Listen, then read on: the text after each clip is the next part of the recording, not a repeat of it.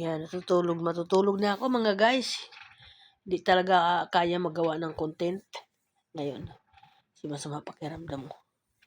Sama pakiramdam ni Nanay Linda, pasensya na po. Hindi po ako muna makakagawa ng mga gawain na content kasi sobrang hilo ko, parang sakit ng ulo ko. Nag-haplas po ako ng Vicks. Grabe mga guys. Vicks. Tapos minom na po ako ng kalamansi. Yan guys. Yan. Pang-apat na araw na po ito, nararamdaman ko. Kaya medyo papahinga ko lang to.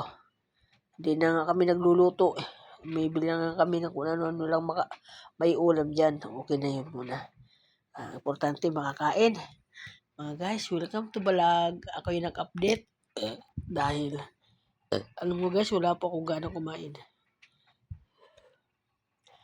2 kutsara kinain ko ngayon. Parang busog na ako. Yan po nangyari. Sabi ng asawa ko, lagyan ko daw ng sili para ganahan na ako kumain. Iyaw ko nga, maangangampa ko yan. Yan po nangyari. Iba pong ngayon natin. Iba po yung sipon natin, mga dumadapo sa atin ngayon. Sipon, ubo, barado ang ilong. Iba po. Kaya mga sa kagaya sa akin mga senior, ingat po tayo. Mahirap pala pag ganito. Apoy nahirapan huminga. Nahirapan ako maglakad. Tapos nangyari pa, parang medyo lumaki pa yung tiyan ko, mga guys. Ayan lumaki pa, kaya nahirapan ako, hinihingal ako. Yan. Siguro sa dami ko iniinom ng gamot. Yan. Busog na rin naman ako kasi marami po ako ininom ng gamot ngayon. Kaya okay, welcome to my vlog. Ingat po ang lahat. Ingat din po aking mga apo at mga anak ngayong gabi. Maraming salamat.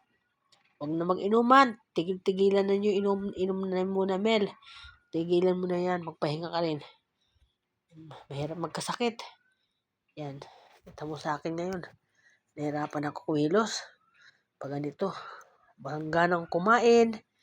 Yan. Puro tubig lang iniinom po. Ganun. Ganun pong ginagawa ko ngayon. Ang importante, hindi matuyuan yung ating mga katawan. Yan. Importante naman talaga tubig din. Pero yung pagkain, wala pa akong, yan, bumili ako ng ulam lang, alam mo. Hindi po namin nakain. Nasa rep, nilagay ko.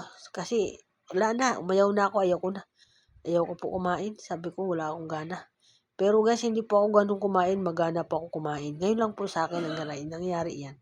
Ang lalamunan ko, masakit, parang laging tuyot, ganun. Kaya lagi ako may tubig, katabi ko ang tubig, katabi ko sa higaan ko ang tubig.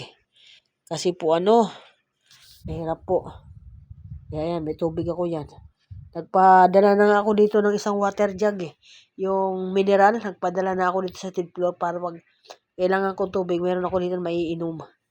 Yan guys, kagabi kasi, may tubig naman dyan, kaya hindi na ako umiinom kasi pag tuwing gigising ako, nanunuyot ang lalamunan ko. Ganun po ako ngayon. Hindi ko alam anong klase mga sakit ang dumarating sa atin ngayon. Ibang klase talaga. Ibang klase yung sakit niya. Kaya ingat na lang po tayo.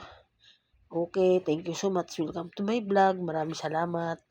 Pasensya na po. Ito na po yung huli kong update po ngayon at yung pag-post ng aking content. Ito na po yung aking vlog ng pinakahuli. Kasi po, hindi ko kaya mag-content dahil masama pakiramdam ko. Thank you sa pagsasalita na nga lang. Hirap na ako magsalita Okay.